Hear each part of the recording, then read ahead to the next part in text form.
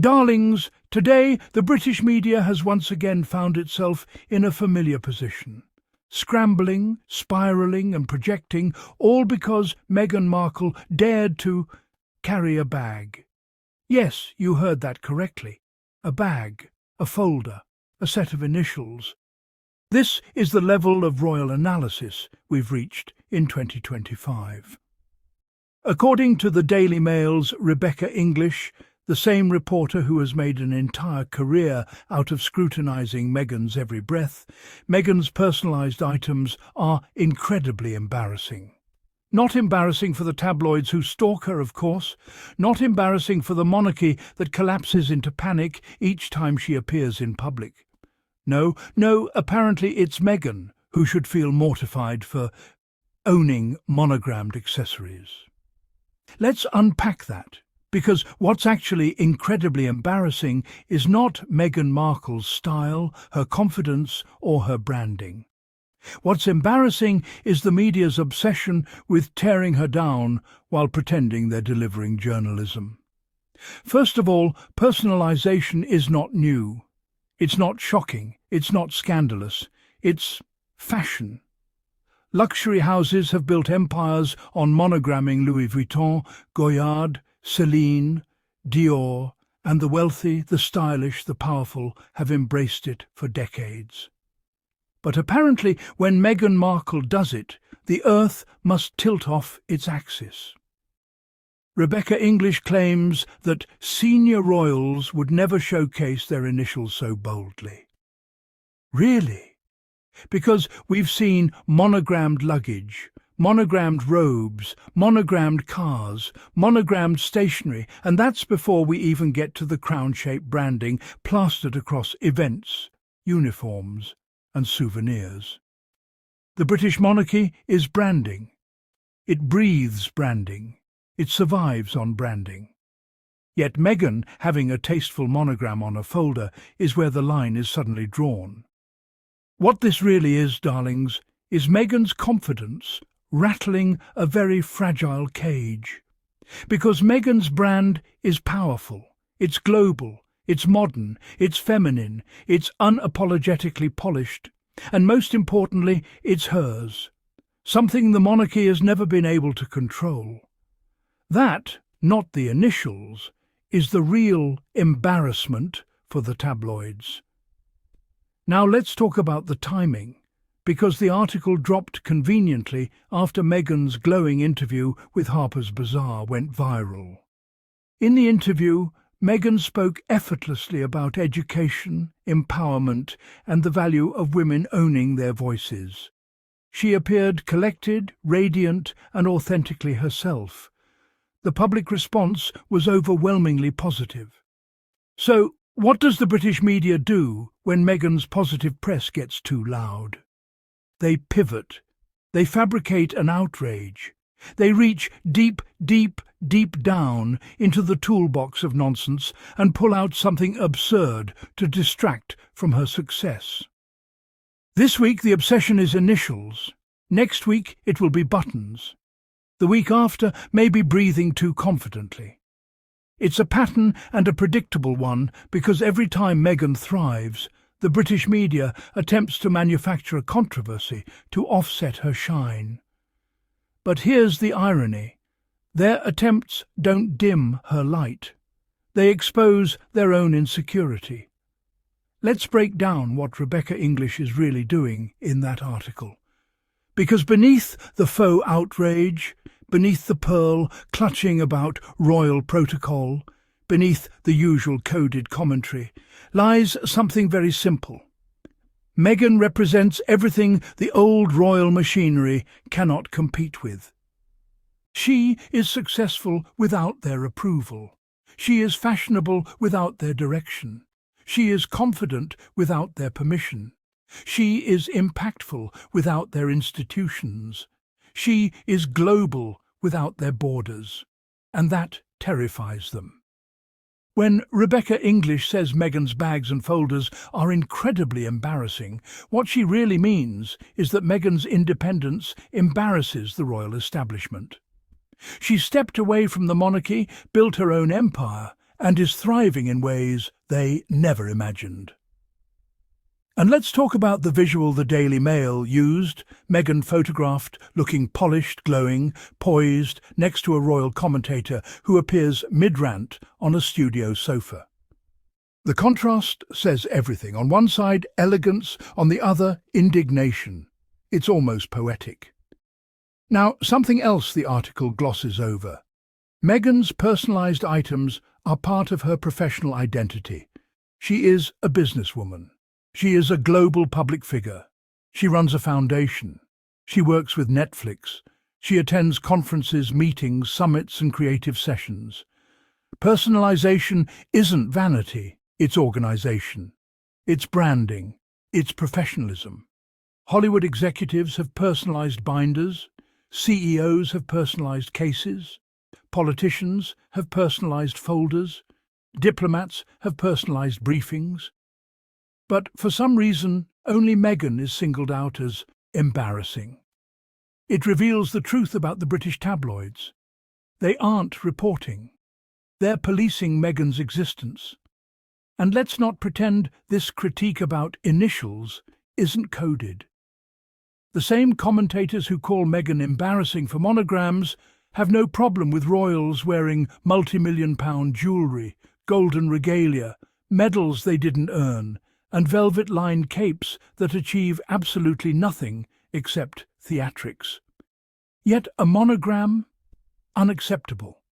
If anything, Meghan's initials symbolise something the monarchy has lost: relevance.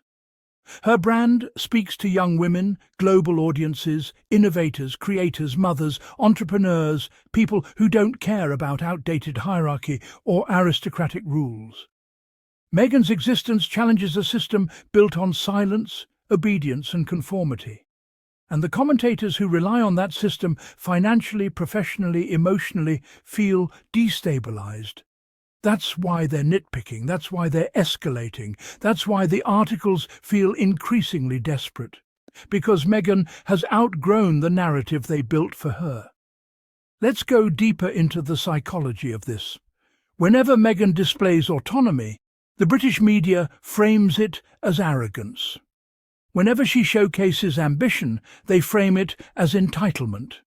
Whenever she expresses confidence, they frame it as disrespect.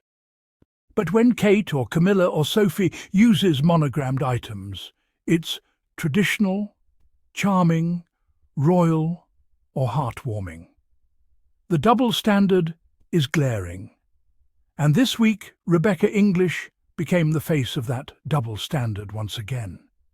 She claims that senior royals would never showcase their initials so boldly. But what she's actually doing is enforcing a hierarchy in which Meghan is never allowed to be seen as equal, professional, or self-possessed. The monarchy thrives on controlling the narrative of which woman is celebrated and which woman is criticised. Meghan refused that script, and for that she is punished. But here's the twist. The punishment doesn't work anymore. In 2020, the tabloids could shape public perception. In 2021, they could stir division. By 2025, their grip has slipped. People see through it. Younger audiences laugh at the forced outrage. American audiences reject it outright. Even British readers are increasingly calling out the hypocrisy. Every time they attack Meghan, she trends. Every time they mock her, she wins more supporters. Every time they label her embarrassing, she lands another magazine cover, another award, another partnership, another accomplishment. Meghan is not embarrassing. Meghan is evolving, elevating, expanding. What's embarrassing is the British media still clinging to 2018 talking points like a broken record. Now let's address the backdrop of this controversy. Meghan's Harper's Bazaar interview, the one Rebecca English lightly dismissed, was one of her most impactful discussions to date. She spoke about educational access, global partnerships, mentorship for young women, and creating opportunities for communities often overlooked. Not once did she mention the monarchy. Not once did she criticize anyone. Not once did she engage in drama. She showed growth, wisdom, maturity. So naturally, the tabloids had to drag the conversation back into nonsense. They desperately need Meghan to be dramatic, because drama is the only way they can monetize her name. When she is thoughtful and polished, their business model breaks. That's why they cannot stop. And let's be honest, Meghan's fashion choices have always threatened the British media. She understands the power of image. She knows how to communicate through style. And every bag, every folder, every accessory is deliberate, not performative, but purposeful. Monograms, initials and personalized items are not about ego. They're about identity.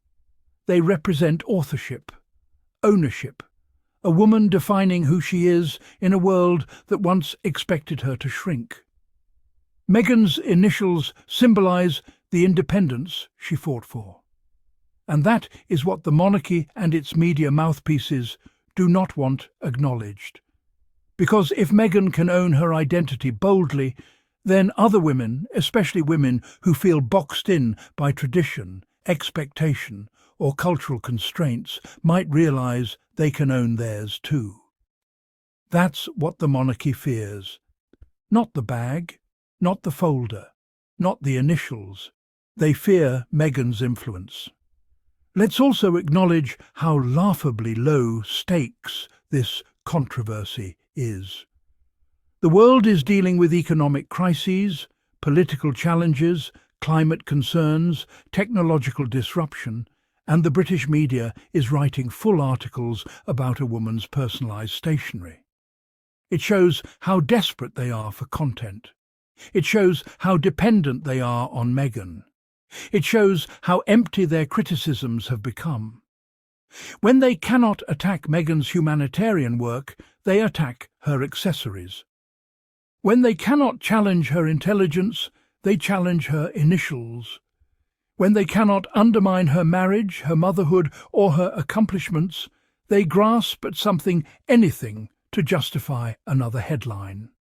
But these headlines say far more about the commentators than they do about Meghan. Because, let's remember, Rebecca English is part of the same media circle that spent years insisting Meghan should become more royal, more polished, more reserved, more structured. And now that she's all of those things, they claim she is too polished, too confident, too professional, and apparently too monogrammed. The goalposts will always move.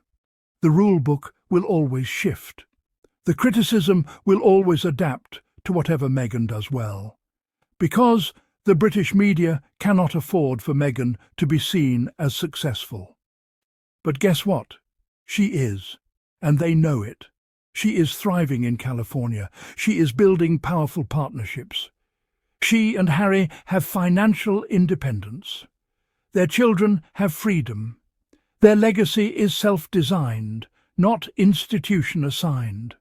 And every step of that evolution tightens the knot of resentment within the British tabloids. That is why they are nitpicking to the point of comedy. Let's talk about Rebecca English specifically. She positions herself as an authority on royal protocol, yet nearly every critique she makes about Meghan is rooted in personal discomfort rather than fact. There is no rule against monograms. There is no tradition forbidding personalisation. Kate has carried monogrammed items. So has Camilla. So have countless royals across Europe. This is not about rules. It's about narrative, and that narrative is tired. The article claims Meghan's choices would never be done by senior royals. But Meghan was a senior royal when she was allowed to be one. And she brought more global attention, more positive press, and more modern engagement to the monarchy than it had seen in decades. Instead of appreciating that, they attempted to crush it. And now, years later, the media still hasn't recovered from the loss of the only royal capable of shifting culture. That's why these criticisms feel petty, because they are. But here's the twist. Meghan isn't embarrassed. She is empowered. She is unbothered. She is moving forward. And no matter how many articles the Daily Mail publishes, they cannot rewrite her trajectory. If anything, her initials aren't just letters. They are a statement. Meghan Markle. A woman who stood up to an institution. A woman who left with her head high. A woman who built a new life on her terms. A woman who carries her name proudly after the world tried to strip it away. And that, darlings, is why they're angry. Her initials represent resilience. Her initials represent ownership. Her initials represent survival. Her initials represent evolution. If anyone should feel embarrassed this week, it is not Meghan Markle. It is the commentators who reduced a global humanitarian and successful businesswoman to a headline about a monogram. Meghan is busy shaping her legacy. The tabloids are busy counting her letters, and that, my loves, is the difference between relevance and desperation.